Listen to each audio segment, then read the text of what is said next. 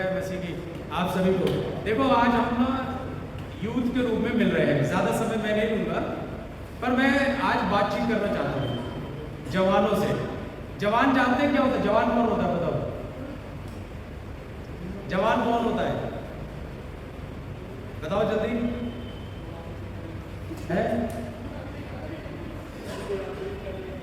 बुढ़ापे से पहले वाली है नहीं, फिर भी जवान कौन होता है? रेचल बताओ।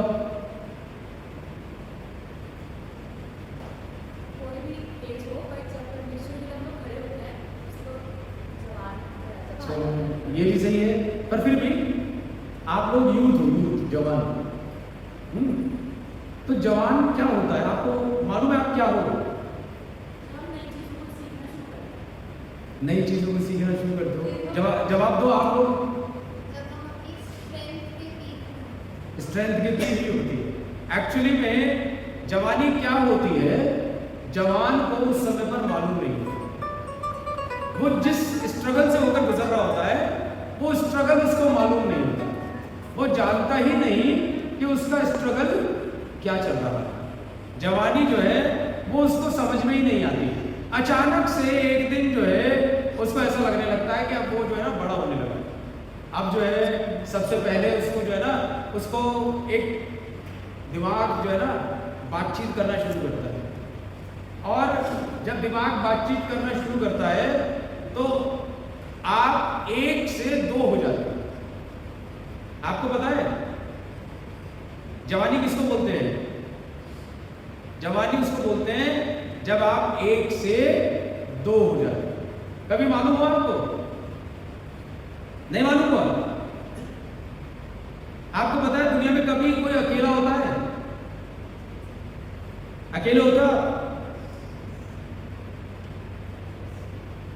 कभी अकेले होते हो?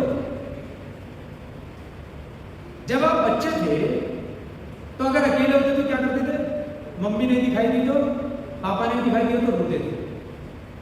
पर जब आपको लगने लगा कि अब कोई जरूरत नहीं है, अगर मम्मी नहीं है तो आ जाएगी, और आप जो है ना बात करने लगे किसी से, भूत से नहीं, ऐसा नहीं कि भूत आ गया कोई, पर आप ना 1 से 2 हो गए। जैसे आप एकांत में बैठे आपने बात करना शुरू करी, अरे ये क्या है, मेरे अंदर चेंज होने लगे, मेरे बातों में चेंज होने लगा, मेरी आवाज में चेंज होने लगा, मतलब हर चीज बदलने लगी अलग से। अकेलेपन अच्छा लगने लगा, वहां पर बैठकर ना अपने विचारों में खोना अच्छा लगने लगा, कुछ अलग अलग चीजें अच्छी लगने लगी। और जब आप अकेले में अच्छा महसूस करने लगे तो क्या हुआ? मम्मी और पापा ने आके आपको डिस्टर्ब करना शुरू कर दिया, और आपके अपनेपन में, अकेलेपन में आपके साथ में जो दूसरा है उसमें जैसे ही मम्मी पापा ने इंटरफेयर करना शुरू करा, आपकी उसी दिन से मम्मी पापा के साथ दुश्मनी शुरू हो गई। एक्चुअली में जवानी क्या होती है? जवानी होती है जब हमारा कॉन्शियस जाग जाता है। आपको पता है जवानी क्या होती है? आदम और हव्वा ने जो पाप किया था, जिस दिन वो हमारे अंदर जागता है उस दिन जवानी आने लगती है। समझ में आया या नहीं आया? आदम और हव्वा ने जो पाप किया था, जिस दिन वो जागता है उस दिन से जवानी आना शुरू होती है। और वो किस दिन जागता है, किस उम्र में जागता है? 12 से 13 साल की उम्र में। जैसे ही आपका एडोलसेंस आरंभ होता है, किशोरावस्था आरंभ होती है, उसी समय पर वो जागना शुरू हो जाता है। इसको क्या कहते हैं? इसको बोलते हैं कॉन्शियस, यानी हिंदी में बोलते हैं विवेक, मन। क्या बोलते हैं? मन।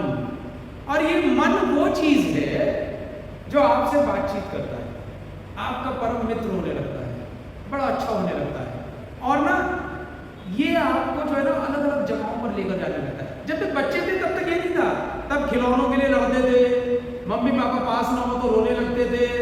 8-10 साल की उम्र तक जो है ना स्थिति होती थी कि खिलौनों के साथ खेल रहे हैं, कुछ नहीं तो कॉपी कर रहे हैं, होमवर्क कर रहे हैं, जो समय में मिला सोचते ही नहीं थे।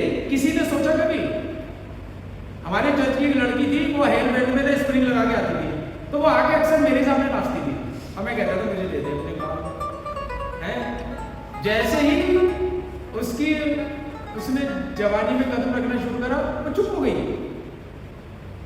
अब वो बात नहीं करती, अब नहीं आती। और अंकल मेरे बाल ले लो, उस समय वो अपने बाल देने को बिल्कुल तैयार थी। उसके वो खरगोश के वो लगा के आती थी, स्प्रिंग लगा के आती थी। क्या हो गया?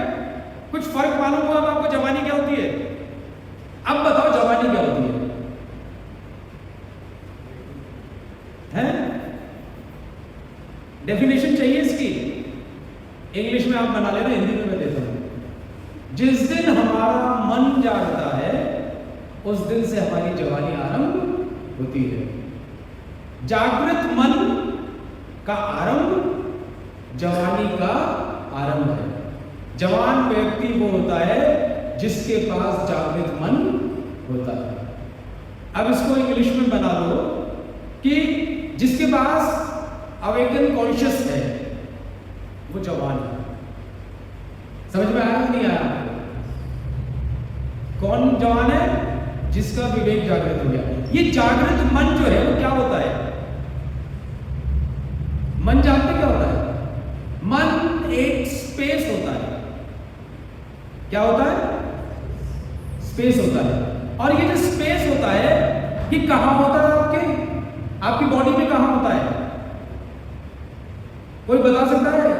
मन जो होता है वो आपकी बॉडी में कहां पर होता है? यहां पर या यहां पर? नहीं, यहां पर भी तो होता है। कभी कभी किसी खूबसूरत लड़की को देखकर धड़कने लगता है, धड़क धड़क धड़क धड़क। खूबसूरत लड़की को देखकर धड़कने लगता है, सांसें तेज होने लगती हैं। दिमाग से तो सांस तेज नहीं होती। सांस कहाँ से तेज होती है? जो मेडिकल लाइन के वो बताएंगे सांस कहाँ से तेज होने लगती है? लंग्स से सांस नहीं होती तेज, हार्ट से। सांस कहां से तेज होने लगती है? हार्ट से। तो जैसे ही हम किसी को देखते हैं तो क्या होता है? हार्ट से हमारी सांस तेज होती है, हमारी धड़कनें तेज हो जाती है। तो मन कहां होता है? मन जो है वो क्या है? एक स्पेस है। और उस स्पेस में क्या होता है? क्या क्या चीजें काम करती है? आपका ब्रेन्स और हार्ट, माइंड और सोल। ये ऐसी चीज है जहां पर जब ये दोनों मिलती हैं तो इनके मिलने से क्या बनता है? मन बनता है। और वर्तमान मन, एकाग्र मन, अनुपस्थित मन, दोहरा मन। यानी present heart, concentrated heart, concentrated heart, absent heart, dual heart. यानी आपने देखा होगा ये मन की दशाएं हैं। और मन करता क्या है? मन करता है हार्ट कंट्रोल्स माइंड। मन जो है वो दिमाग को कंट्रोल करता है, माइंड कंट्रोल्स बॉडी। जो माइंड है वो बॉडी को कंट्रोल करती है और बॉडी चेंजेस आर एक्शन। जब आपका माइंड कंट्रोल होता है, वो बॉडी को कंट्रोल करता है, तो बॉडी जो है वो एक्शन बदलने लगती है। तो हमारी जो बॉडी है वो किसके अनुसार काम करने लगती है? हमारे मन के अनुसार। अगर मन में विचार बुरे होंगे तो हमारी बॉडी का एक्शन कैसा होगा? बॉडी का एक्शन कैसा होगा? बुरा होने लगेगा। मन में विचार अच्छे होंगे तो हमारी बॉडी का एक्शन अच्छा होने लगेगा। अब ये तो मन है, मन को आप समझे, पहले ही बताइए मन समझ पाए या नहीं समझ पाए?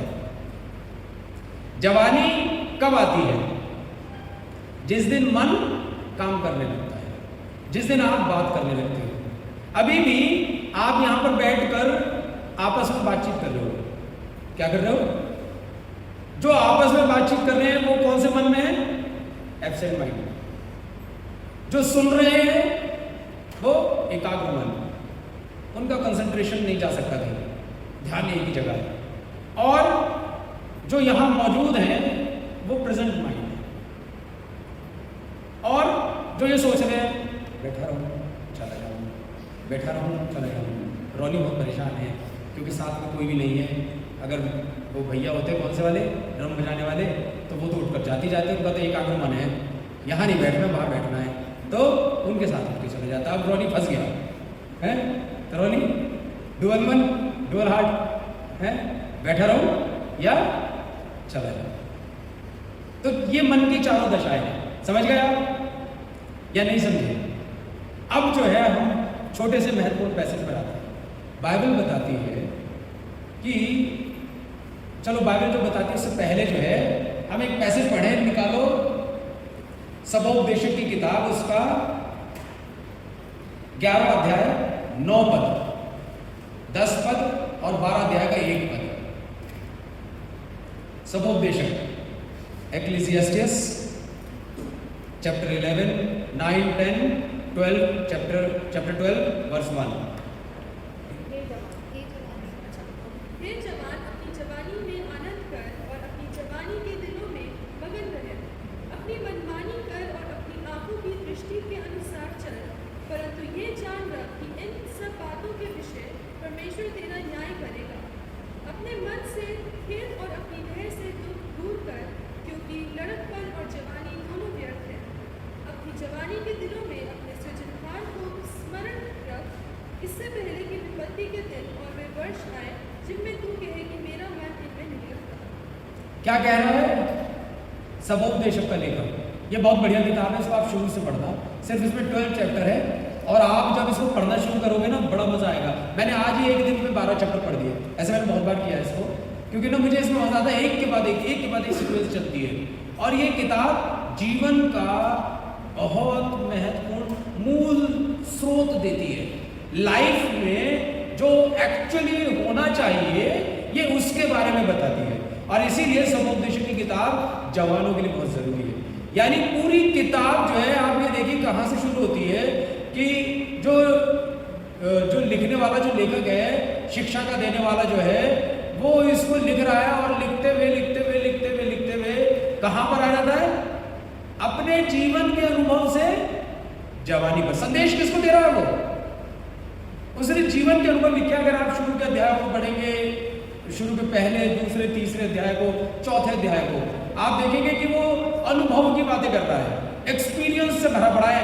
एक्सपीरियंस से कौन भरा होता है? बुजुर्ग आदमी, मेरे जैसा आदमी जो कि अब अपने पीक से डाउनफॉल की तरफ है। यानी पीक तो पार कर चुका है, अब तो जो है वो कहाँ पर है? डाउनफॉल की तरफ है। जीवन की बहुत चीजें देख ली हैं और अब जो है वो एक्सपीरियंस से भरने लगा है। उसको पता लगने लगा है कि ये जवान जितने भी जब अब चढ़ रहे हैं इनके जीवन में क्या चल रहा है। तुम्हें नहीं मालूम मेरे जीवन में क्या चल रहा है, पर मुझे मालूम है कि तुम्हारे जीवन में इस समय क्या चल रहा है। तुम कौन सी स्टेट में हो, किस स्टेज में हो, तुम्हें क्या महसूस हो रहा है, तुम्हारे फिजिकल चेंजेस क्या हैं, ये सब मुझे मालूम है, पर तुम्हें नहीं मालूम मेरे अंदर क्या चल रहा है, क्योंकि तुम्हारा अनुभव अभी उस स्तर पर नहीं पहुंचा है। और जब तुम्हारा अनुभव उस स्तर पर नहीं पहुंचा है तो अनुभव की खान से सबोपदेशक जो है तुम्हारे लिए एक संदेश निकाल रहा है। और वो संदेश क्या है? बिल्कुल चैप्टर के आखिर में आ रहा है, और वो क्या कह रहा है? हे जवान, क्या कर? अपनी जवानी के दिनों में क्या रहे? जोर से बोलो। हे जवान, अपनी जवानी के दिनों में क्या रहे? मगन रहे। और क्या कर? अपनी मनमानी कर और अपनी आंखों की दृष्टि के अनुसार, अपनी मनमानी कर और अपनी आंखों की दृष्टि के अनुसार चल। आपको पता है जवान की समस्या क्या है? जवान मगन रहता है, अपनी आंखों के अनुसार चलता है और अपनी मनमानी करता है। आप जवान को रोक नहीं सकते। एक दौर था, हमारा दौर तो खैर अलग था, आज की जनरेशन में नहीं रोक सकते जवान को, वो अपनी मनमानी कर कर ही रहेगा। आज की जनरेशन ही है, और इस चीज में जवानों को मालूम नहीं होता, पर एक अनुभवी व्यक्ति इस बात को जानता है। और क्या लिखा है? अपनी मनमानी कर, अपनी आंखों की दृष्टि के अनुसार चल, परंतु यह जान रख कि इन सब बातों के विषय परमेश्वर तेरा न्याय करेगा। यानी जो कुछ तुझे करना है तू कर, पर ये मान रख, ये ध्यान रख, इन सब बातों के विषय में परमेश्वर क्या करेगा? तेरा न्याय करेगा। क्योंकि लाइफ ये नहीं है जो तू कर रहा है, जो तुझे अभी अच्छा लग रहा है, जिसमें तेरा मन बहुत लग रहा है, करने के लिए तेरा मन भागा जा रहा है, उन सब बातों को कर, पर यह भी ध्यान रख कि परमेश्वर तेरा न्याय करेगा। और इसके बाद एक पद अभी जो है बहुत शानदार है, इस पद को पढ़ दो, 10वां पद। अपने मन से खेद और अपनी देह से दुख दूर कर। अपने मन से खेद और अपनी देह से दुख दूर कर। आपको पता है कौन सी स्टेट है जवानी में? मालूम है? मालूम है क्या है ये? डिप्रेशन में, तुझे कैसे पता है? क्योंकि मैं आपके घर में रहती हूँ। अभी तक तो ये रिवील ही नहीं किया गया। एक्चुअली में ये पद डिप्रेशन के लिए सबोपदेशक के लेखक ने कितने साल पहले लिखा है। सोचो, ये कहते हैं कि सुलेमान ने लिखा। सुलेमान जो है वो लगभग 9वीं शताब्दी 10वीं शताब्दी जो है बीसी में है। यीशु मसीह से आने से लगभग जो है 1000 साल पहले, 1000 साल पहले जो है सुलेमान इनको लिख रहा है और डिप्रेशन के बारे में लिख रहा है। क्या है? मन में खेद और देह में दुख, ये डिप्रेशन है। कभी आपने सोचा डिप्रेसिव व्यक्ति कैसा होता है? डिप्रेसिव व्यक्ति होता कैसा है? सारा यूथ इस समय जिस दौर से होकर गुजर रहा है, वो कौन सा दौर है उनकी लाइफ में? ये डिप्रेसिव मोड है। उन्हें मालूम नहीं होता, वो अपने आप में चिड़चिड़े होते हैं, अपने आप में परेशान होते हैं। कभी कभी जो है ना उनका मन करता रोने लगे, कभी उदासीनता के बहुत गहरे गोते में बैठे होते हैं, समझ ही नहीं आता किससे बात करें। मम्मी पापा बात समझ नहीं रहे हैं, मम्मी पापा तो हमारी बात मानने को तैयार ही नहीं है, वो हमें समझते भी नहीं। सच बात बताऊं, मम्मी पापा की एक समस्या है, वो हमें समझते भी नहीं।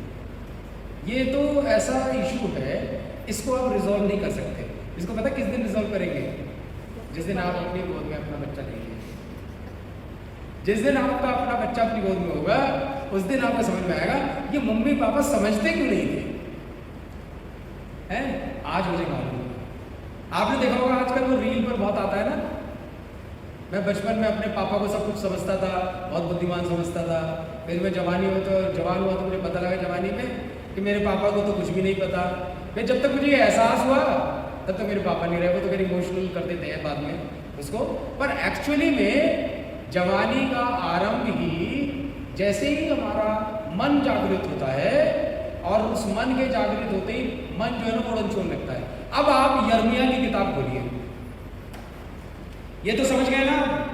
यिर्मयाह की किताब खोलिए, यिर्मयाह 17वां अध्याय और इसका 9वां पद।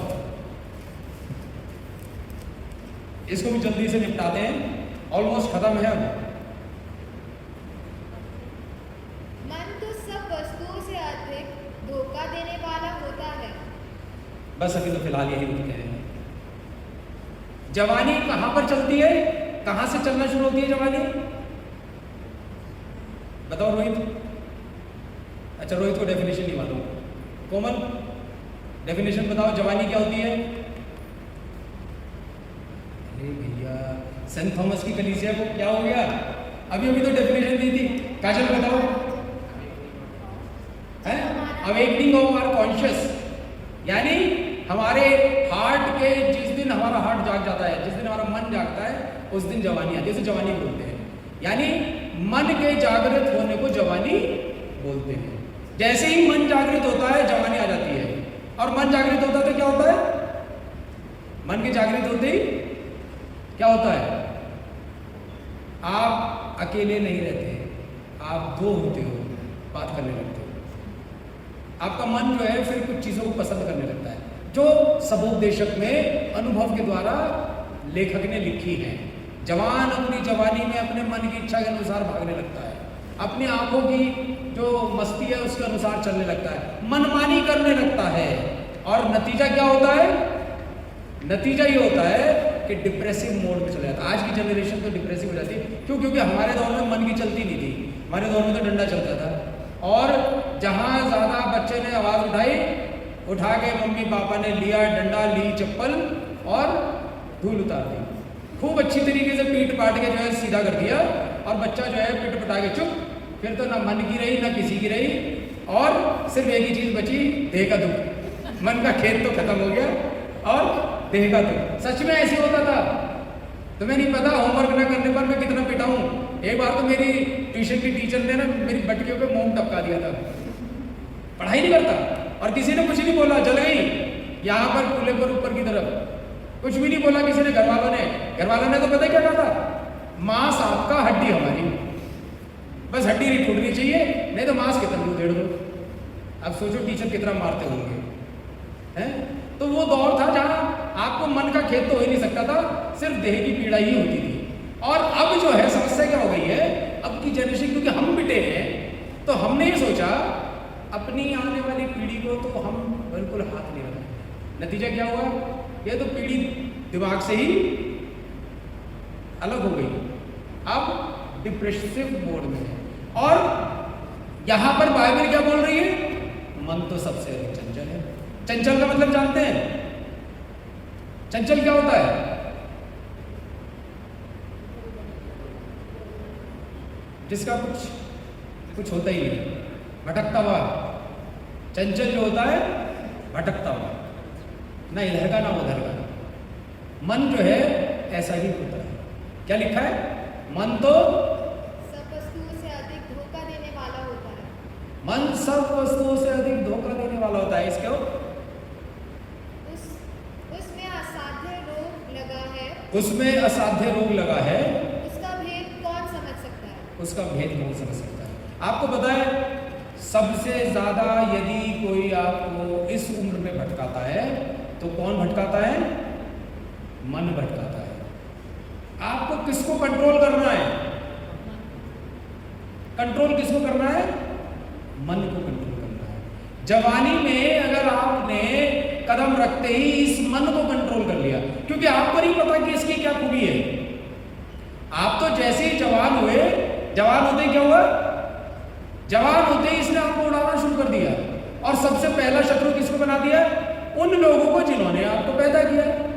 सबसे पहले दुश्मन वही हो गए जो आपके सबसे बड़े शुभचिंतक हैं, सबसे अच्छे, जो आपके लिए अपने प्राणों को दे सकते हैं, जो आपके लिए सबसे ज्यादा चिंता करते हैं, जो चाहते हैं। क्यों?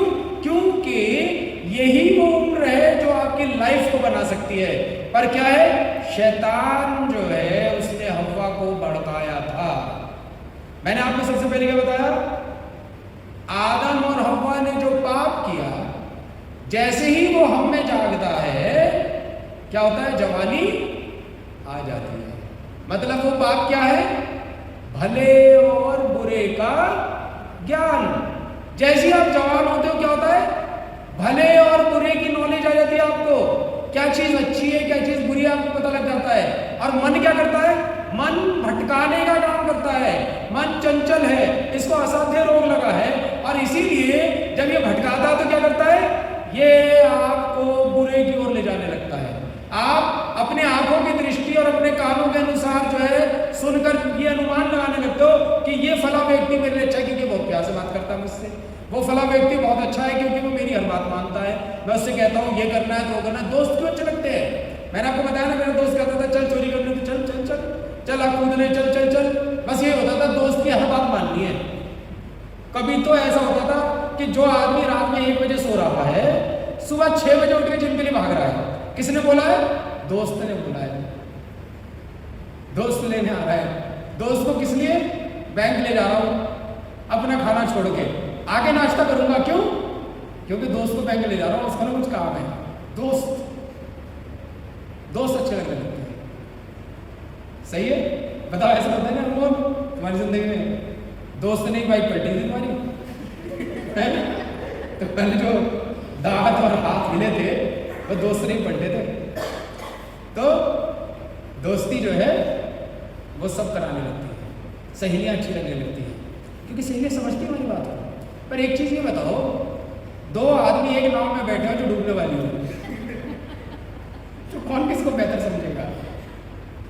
एक सहेली जो 18 साल की, दूसरी सहेली जो 18 साल की, वो एक दूसरे के सामने अपना रोना रो रही है और दोनों एक ही नाव में बैठी है। बताओ, एक दूसरे को संभाल पाएंगी? बेस्ट सहेली कौन हो सकती है? तुम्हारी माँ, जो हर उस बात को जानती है जिससे वो होकर गुजर कर आई है। किसके पास जाना चाहिए अपनी बात को लेकर? अपनी माँ के पास। किसके पास जाना चाहिए अपनी बात को लेकर?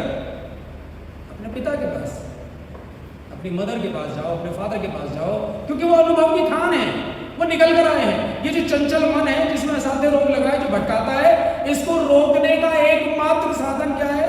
तुम्हारे माँ बाप। जो वो कहते हो उसको सुनो, जो वो कहते हो उसको करो, अपने मन की मस्ती भी करो। माँ बाप क्या कहते हैं? अपना होमवर्क कर लो, फिर उसका खेल लो। माँ बाप क्या कहते हैं? अपना काम पूरा कर लो, उसके बाद मस्ती कर लो। कहीं जाना है जाओ, पर पहले घर को भी तो देखो। जहां घर में रहते हो, घर सराय थोड़ी होता है। अपने काम निपटाओ, फिर मस्ती भी करो। आपको पता है जब आप अपने काम निपटाने लगोगे तो सबसे पहले क्या होगा? आपका मन नियंत्रित होने लगेगा। जब मन नियंत्रित होने लगेगा, आपको मन कंट्रोल करना आ जाएगा। मैं अपने जीवन से जानता हूं, मैंने अपने मन को बहुत कंट्रोल किया और मैं परमेश्वर का धन्यवाद देता हूं। मैं आज उसके भवन में खड़ा हूं। परमेश्वर ने मुझे बहुत आशीष दी। मैंने अपने मन को कंट्रोल किया, उसको भागने नहीं दिया, माँ बाप की बात को सुनकर चला। परमेश्वर ने मुझे बहुत आशीष दी, बहुत आशीष दी। अगर आप जवानी में प्रेमी प्रेमिका ढूंढते हो तो मैं आपको बताऊं, नहीं मिलेंगे। और अगर आप अपने माँ बाप के अनुसार चलते हो तो जो परमेश्वर आपको प्रेमी और प्रेमिका देगा ना, आपके पति और पत्नी के रूप में, जीवन भर साथ चलेंगे, जीवन भर साथ चलेंगे। हम 22 साल के हो गए दोनों, मैं और मेरी पत्नी, और कुछ समय बाद जो है 25 साल के भी हो जाएंगे, परमेश्वर ने जीवन दिया तो मैं ये जानता हूँ हमने अपने मनों को नियंत्रित किया। हमारी प्रेम कहानी आज भी चल रही है और उसके गवाह हमारे 2 बच्चे ये बता सकते हैं। हम आज भी ऐसे रहते हैं, लव बर्ड्स की तरह। क्यों? क्योंकि अपनी जवानी में हमने अपने मन को नियंत्रित किया था, अपने माँ बाप के अनुसार चले थे। मैं आपको भी बताना चाहता हूँ, मेरे पास कहने के लिए बहुत कुछ था, पर मैंने सब रोक दिया क्योंकि समय कम है। बस इतने ही कह के बताऊँगा। सब चीज़ याद रखिए, जवानी गुनाह के आरंभ का दिन है। क्यों? क्योंकि जो आदम और हव्वा ने गुनाह किया था, जैसे वो जागा था, आदम और हव्वा पहले क्या था? बच्चे थे, क्योंकि नंगे घूमते थे, उन्हें नहीं मालूम था वो नंगे हैं। पर जैसे ही गुनाह हुआ तो क्या हुआ? सबसे पहले उन्हें मालूम हुआ नंगे हैं। जवानी सबसे पहला आपको ये एहसास कराती है, ओहो छिपने लगते हो आप, छिपने लगते हो। शरीर बड़े हो जाने से कुछ नहीं होता, पर जब तक मन नहीं जागता, हमारा जोशु जब तक बड़ा, शरीर भले ही बड़ा हो गया था, पर जब तक इसका मन नहीं जागा ना, तो ये जो है ना ऐसे ही घूमता रहता था। पर जैसे ही इसका मन जागा, भाई साहब कंघी भी कर रहा है तो दरवाजा बंद करके कम देगी। बड़े परेशान। एक दिन अचानक से मैं गया, हमारे घर का जो है ना दरवाजा कभी बंद नहीं होता, ना हमारे बेडरूम का ना इनके बेडरूम का। मैं गया, देखा धप से दरवाजा बंद। क्या हुआ? जोशु तैयार हो रहा है, कहाँ के लिए? स्कूल जाने के लिए। मैंने कहा हो मेरा बेटा जवान हो गया। तो समझ गया आप जवानी को? और कुछ पूछना बाकी आप पूछ सकते हो, मैंने तो बता दिया। जवानी वो है जो गुनाह के साथ आती है, पर आपको क्या करना है? इसको नियंत्रित करना है। इसको नियंत्रित करने का मतलब मन को नियंत्रित करना। मन की 4 दशाएं होती हैं। मन के काम क्या होते हैं? आपका मन आपके दिमाग को कंट्रोल करता है, आपका दिमाग आपके देह को कंट्रोल करता है, आपकी देह आपके एक्शंस को कंट्रोल करती है। समझ गए? आपको सिर्फ एक्शन नजर आता है, पर इसके पीछे का जो मैकेनिज्म है वो समझ में नहीं आता। और इसीलिए यदि आपने अपने मन को कंट्रोल कर लिया तो आपने किसको कंट्रोल कर लिया? अपने एक्शंस को कंट्रोल कर लिया। और अगर आपके एक्शंस कंट्रोल हो गए तो आप ये मान के चलो आपकी लाइफ परमेश्वर की आशीषों से बन गई। अगर आप चाहते हो कि परमेश्वर की आशीष मिले तो अपने मन को नियंत्रित करना सीखिए। जवानी यही है, और जवानी यही है कि मन कंट्रोल हो गया तो समझ लीजिए आप इस समय स्ट्रेंथ से फुल हो। जो साक्षी ने बोला था ना, पीक ऑफ योर स्ट्रेंथ, यानी आपकी स्ट्रेंथ का पीक है। हमारे पास स्ट्रेंथ नहीं है, एक्सपीरियंस है। मैंने आपको बताया, मैं चोटी पर देखते हुए अभी मैं एक जगह प्रचार करके आ रहा हूँ, तो वहाँ पर मैंने यही उदाहरण दिया। ओल्ड जनरेशन, आज किसका जन्मदिन है? गांधी जी का और लाल बहादुर शास्त्री जी का। दोनों ने अपने जीवन की कुर्बानी दी। गांधी जी जो है, उन्होंने जैसे ही देश को पहचाना, अपनी जवानी में अपने वस्त्र छोड़ दिए और सारी जिंदगी चादर लपेट कर चलते रहे। उन्होंने कहा मेरा पूरा देश ही कपड़े नहीं पहनता, गरीब देश है, तो मैं कोट पैंट कैसे पहन सकता हूँ। उन्होंने कभी वस्त्र नहीं पहने उसके बाद। और लाल बहादुर शास्त्री जी के विषय में कहा जाता है कि वो ऐसे व्यक्ति थे, उनकी पत्नी ने एक बार उनकी तनख्वाह में से साड़ी खरीद ली। उन्होंने पूछा कहाँ से खरीद के लाई? कि गांधी आश्रम से। कितने की साड़ी थी? 10 रुपए की। लाल बहादुर शास्त्री जी ने तुरंत अपने मंत्रालय को एक लेटर लिखा कि ऐसा है, मेरी तनख्वाह ना 10 रुपये ज़्यादा है, आप इसको भी कम कर दो। क्यों? क्योंकि मेरी पत्नी फालतू में 10 रुपये की साड़ी खरीद रही है, ज़रूरत नहीं है। ऐसे लोगों के हम देश में रहते हैं जिन्होंने अपनी जवानी में ये कुर्बानियाँ की। लाल बहादुर शास्त्री जी के लिए कहा जाता है कि उनकी पत्नी की मृत्यु की चिट्ठी आई और वो पार्लियामेंट में बैठे हुए थे, उन्होंने मीटिंग ली, पूरा सेशन किया और सेशन करने के बाद चुपचाप उठकर चले गए। लोग कहने लगे कहाँ गए, तो पता लगा कि सुबह उनकी पत्नी की मृत्यु हो गई थी, उनकी देह रखी है, पर उन्होंने पार्लियामेंट के सेशन को इम्पोर्टेंट समझते हुए उसको छोड़ना उचित नहीं समझा, वो सेशन को करते गए। ये हमारे जो बड़े लोग हैं उनके जीवन की घटना है। तो वहाँ पर मैंने ये उदाहरण दिया कि ये अनुभव की खान है।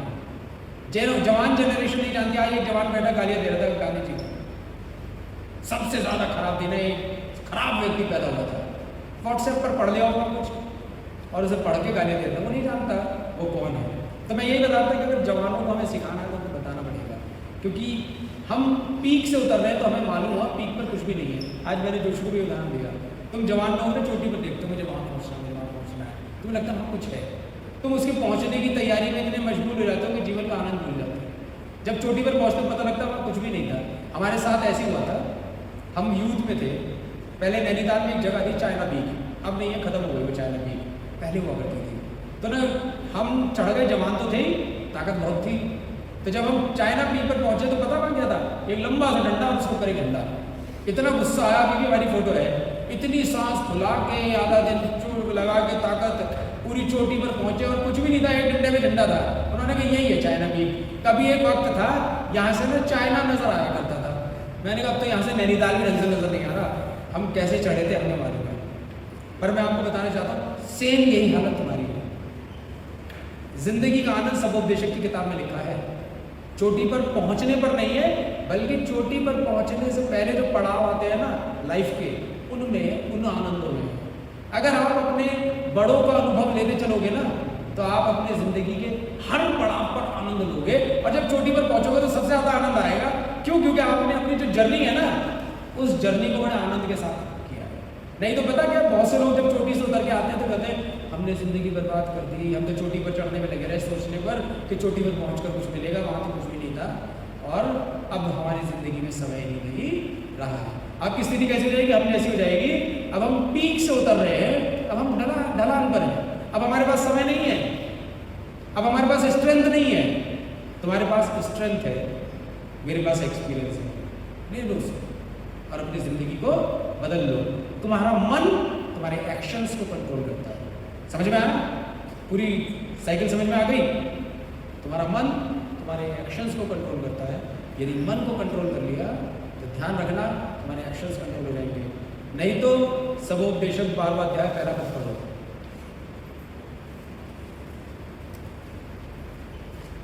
सबोपदेशक 12वां अध्याय इसका पहला पद। अपनी जवानी के दिनों में अपने सृजनहार को स्मरण रख, इससे पहले कि विपत्ति के दिन और वे वर्षाएं जिनमें तू कहे कि मेरा मन इनमें नहीं लगता। कब नियंत्रित करना है? अपनी कब नियंत्रित करना है? जवानी के दिनों में। नहीं तो बुढ़ापे के दिनों में तो क्या कहोगे? मेरा मन नहीं लगता। अब जो है ना हम यही कहते हैं चिकन खाने में तो मेरा मन नहीं लगता, मुझे नहीं अच्छा लगता, क्योंकि हजम नहीं होता। चिकन खा लो तो 2 दिन तक पेट भी पड़ा रहता है, यही अटका रहता है। तो अब क्या कहते हैं, चिकन में तो मन नहीं लगता, मीठा मुझे अच्छा नहीं लगता क्योंकि शुगर है, सांस फूल जाती है चलने में, मैं नहीं जाता भाई, क्या है पहाड़ पर जाके मिलेगा, ऐसी पहाड़ यहाँ ऐसे, अपना तो घर अच्छा। बुढ़े आदमी ना घर में पड़े रहने कहीं मन नहीं करता। तो मन एक्शंस को कंट्रोल करता है। इसलिए अगर जवानी में तुमने अपने मन को कंट्रोल कर लिया तो ध्यान रखना तुम्हारा बुढ़ापा आनंद में हो जाएगा। अगर तुमने अपने मन को कंट्रोल कर लिया तुम्हारी जिंदगी आनंद में हो जाएगी। सबोपदेशक यही बताना चाहता है। तो अपने मन को जो है कहाँ लगा लो? अपनी जवानी में किसको याद कर लो? सृजनहार को।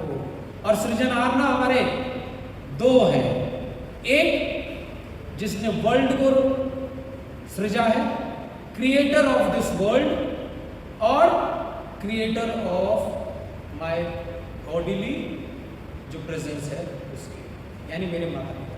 इन दोनों को कब याद कर लो? अपनी, कब याद करना इन दोनों को? जवानी में। जवानी में शैतान सबसे पहले दुश्मन इन्हीं को बनाता है। सबसे पहले तुम्हारे माँ बाप दुश्मन बनते हैं और परमेश्वर दुश्मन बनता है। परमेश्वर में से मन हटता है, क्योंकि लोगों को लगता है भक्ति करेंगे जवानी में तो मस्ती कौन करेगा, डिस्को में कौन नाचेगा, है थिक में कौन जाएगा, वहां पर तरंगों के साथ कौन उछलेगा जवानी में। अरे इल्ले ऐसे बोलते हैं, इल्ले जवानी में नहीं। पर बाइबल कहती है जवानी में ही सृजनहार। कौन कौन से?